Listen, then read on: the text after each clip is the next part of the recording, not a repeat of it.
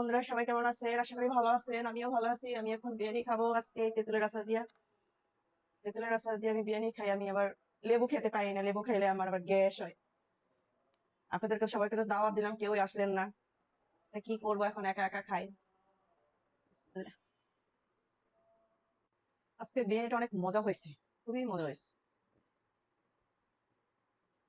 এটা তেঁতুলের আচার, তেঁতুলের আচার খাই আমি বেশি একটু। আমি লেবু খেতে পারি না,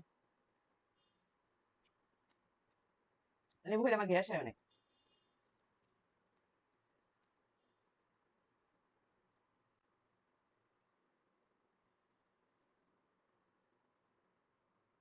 বিরিয়ানির সাথে তেঁতুলের আচারটা খেয়ে দেখেন, খুবই টেস্ট খেতে। আমি সবসময় তেঁতুলের আচারটা খাই বেশি, আমি লেবু একদম খাই না।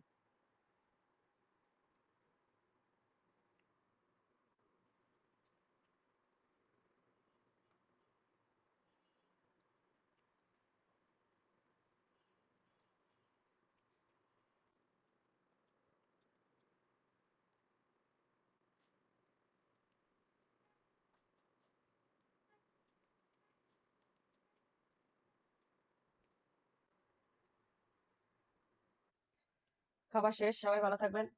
আল্লাহ হাফেজ।